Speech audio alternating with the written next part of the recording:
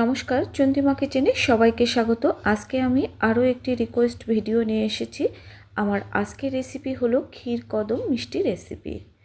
দোকানে কিভাবে ক্ষীর কদম মিষ্টি তৈরি করা হয় আজকে আমি খুব সহজ পদ্ধতিতে আপনাদের করে দেখাবো। ক্ষীর কদম মিষ্টি তৈরি করার জন্য প্রথমে আমি ক্ষীরটা তৈরি করে নেব। এই ক্ষীরের রেসিপিটাও কিন্তু আপনাদের দেখতে হবে। আমি 1 কেজি 250 গ্রাম দুধ নিয়েছি, এর জন্য আমি 100 গ্রাম চিনি নিচ্ছি। এখানে 50 গ্রাম চিনি দিয়ে দিচ্ছি, আর পরে দুধটা যখন একটু ঘন হবে তখন আর 50 গ্রাম চিনি আমি দিয়ে দেব। এখানে সব মিষ্টিগুলো তৈরি করার জন্য 2 কেজি দুধের ক্ষীরের প্রয়োজন হবে। আমি সবগুলো মিষ্টি ক্ষীর দিয়ে তৈরি করিনি। দুধটা কিন্তু অনেকটাই ঘন হয়ে গেছে, এবার আমি বাকি চিনিটা দিয়ে দিচ্ছি। আপনারা হয়তো সবাই মনে করছেন ক্ষীর তো আমরা সবাই বানাতে পারি, তাই ক্ষীরের ভিডিও দেখার প্রয়োজন নেই, কিন্তু একদমই এই ভুল করবেন না। এই ক্ষীরটা কিন্তু একটু অন্যভাবে বানানো হবে, আপনারা দেখলেই বুঝতে পারবেন। ক্ষীরটা যখন এমন ঘন হবে তখন গ্যাসটা বন্ধ করে দিতে হবে। খুন্তি দিয়ে নেড়ে নেড়ে একটু ঠান্ডা করে নিতে হবে। এবার ক্ষীরটা আমি লট দিয়ে নেব। মিষ্টির দোকানের ভাষায় এটাকে লট দেওয়া বলা হয়। এভাবে লট দেওয়ার কারণে ক্ষীরটার মধ্যে কোনো দানা থাকবে না, আর ক্ষীরটা কিন্তু মসৃণ হবে। আমার ক্ষীরটা রেডি হয়ে গেছে। এবার ক্ষীরটা আমি কড়ার গায়ে মেলে দেব। এভাবে ক্ষীরটা কড়ার গায়ে এভাবে মেলে রাখতে হবে কিছুক্ষণ, তাহলে কড়াইয়ের গরমে ক্ষীরটা কিন্তু শক্ত হয়ে যাবে।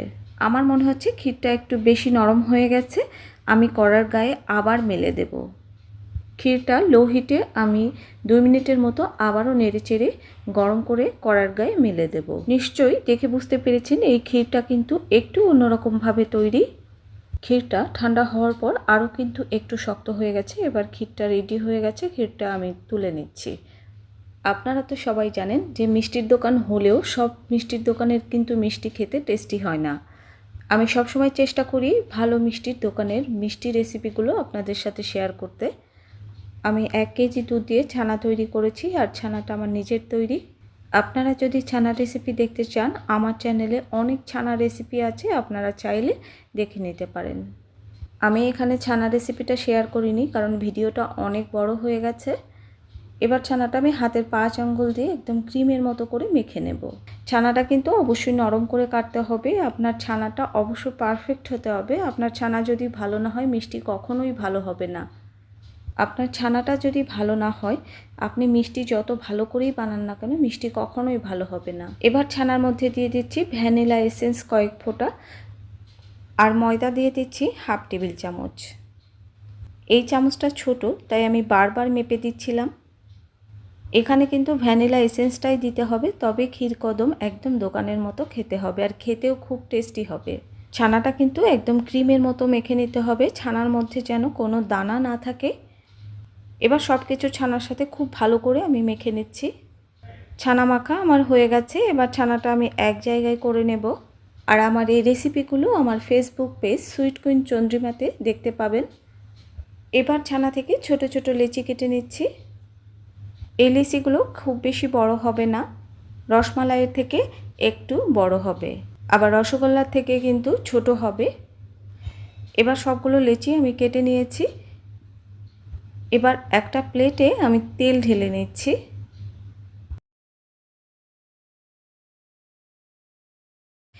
এবার তেলটা আমি প্লেটে মেখে নেব, কারণ মিষ্টির দোকানে তেলটা কিন্তু এভাবে মেখে নেওয়া হয়।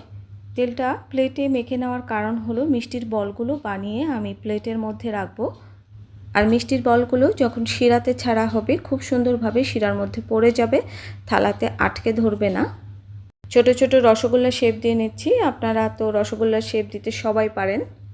আপনাদের সুবিধার্থে আমি আরও একটি রসগোল্লার শেপ দিয়ে দেখাচ্ছি। আমার রেসিপিটা যদি আপনাদের ভালো লাগে তাহলে লাইক, কমেন্ট, ফ্রেন্ডস অ্যান্ড ফ্যামিলির সাথে শেয়ার করবেন, আর খুব বেশি ভালো লাগলে অবশ্যই চ্যানেলটা সাবস্ক্রাইব করবেন। দেখুন আমি মিষ্টির বলগুলো কিন্তু বানিয়ে নিয়েছি। এভাবে আমি সবগুলো বানিয়ে নেব। আর পাশের চুলাতেই দেখতে পাচ্ছেন আমি জল গরম করতে দিয়েছি, আর মিষ্টিগুলো বানানোর জন্য আমার অবশ্যই গরম জল লাগবে। আমি পুরনো শিরা দিয়ে মিষ্টিটা তৈরি করছি। আপনারা চিনি দিয়ে শিরা করলে এখানে 3 কাপ চিনি দেবেন, আর 3 কাপ চিনির জন্য 2.5 কাপ জল দেবেন। মিডিয়াম শিরাতে এই মিষ্টিটা তৈরি করতে হবে। আমি মিষ্টির বলগুলো ছেড়ে দিচ্ছি, আপনারা চাইলে একবারেই দিয়ে দিতে পারেন। সব মিষ্টিগুলো আমার দেওয়া হয়ে গেছে। এবার গ্যাস ওভেনের আঁচটা আমি হাই হিটে করে দিচ্ছি। আর মিষ্টি শুরু থেকে শেষ পর্যন্ত হাই হিটেই কুক করতে হয়। লো হিটে কিন্তু মিষ্টিগুলো কুক করা যাবে না, তাহলে কিন্তু মিষ্টিটা ভালো হবে না। একটু লক্ষ্য করুন, আমি যেহেতু পুরনো শিরাতেই মিষ্টিটা তৈরি করেছি, এই মিষ্টির মধ্যে আগেই ময়দা দেওয়া ছিল। ময়দা দেওয়ার কারণে মিষ্টির উপর ফেনাতে ঢেকে যাবে আর মিষ্টি দুই পাশ থেকেই কুক হবে, এতে মিষ্টিগুলো ভেঙে যাওয়ার সম্ভাবনা থাকবে না। আর খুব সহজেই মিষ্টিগুলো কিন্তু হয়ে যাবে। মিষ্টিগুলো এভাবে নেড়ে নেড়ে কুক করে নিতে হবে। দেখুন মিষ্টিগুলো কিন্তু অনেকটা ফুলে গেছে, শিরাটা ঘন হয়ে গেছে। এবার আমি গরম জল খাওয়াবো। গরম জলের তাপমাত্রা আর শিরার তাপমাত্রা এক করে আস্তে আস্তে জলটা খাওয়াতে হবে। এই মিষ্টিটা একটু বেশি সময় ধরে কুক করতে হবে। আমার একজন দিদিভাই এই মিষ্টির রেসিপিটা দেখতে চেয়েছিলেন, দিতে একটু দেরি হয়ে গেল, কারণ আমি খুব একজন ব্যস্ত মানুষ, হাতে আমার একদমই সময় থাকে না, এই জন্য মিষ্টি রেসিপিগুলো দিতে একটু দেরি হয়ে যায়।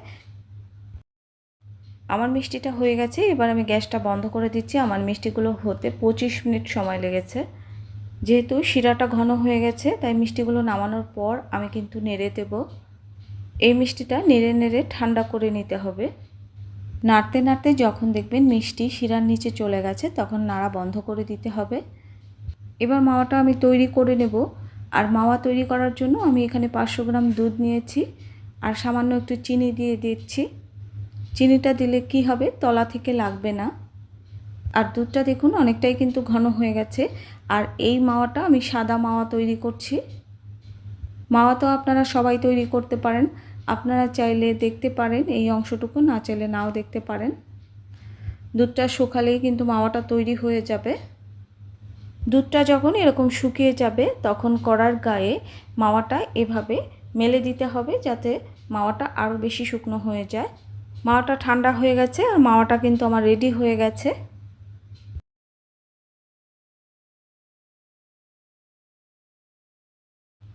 এবার শিরা থেকে আমি রসগোল্লাগুলো ছেঁকে নেব। সবগুলো মিষ্টির বল আমি শিরা থেকে তুলে নিয়েছি। এবার মাওয়াটা স্ট্রেনার দিয়ে এভাবে চেলে নেব। এই দেখুন মাওয়াটা আমি চেলে নিয়েছি। আর দেখেই বুঝতে পেরেছেন কত সুন্দর দানা দানা পারফেক্ট সাদা মাওয়া তৈরি হয়ে গেছে। যে ক্ষীরটা আমি বানিয়ে রেখেছিলাম, সেই ক্ষীরটা এবার হাত দিয়ে এভাবে মালিশ করে নেব। মিষ্টির দোকানে মালিশ করাই বলে। মেখে নেওয়ার পর এমন নরম ক্ষীর হবে। আপনারা মিষ্টির বলগুলো যত বড় বানিয়েছেন তার ডাবল ক্ষীর নেবেন। ক্ষীর নিয়ে এভাবে প্রথমে গোল করে এভাবে চ্যাপ্টা করে নিতে হবে। এবার মিষ্টিটা ভেতরে দিয়ে ক্ষীর দিয়ে এভাবে মুড়িয়ে দিতে হবে বা আটকে দিতে হবে। হাত দিয়ে চেপে চেপে এভাবে করে তারপরে দুই হাতের তালু দিয়ে এভাবে বল করে নিতে হবে।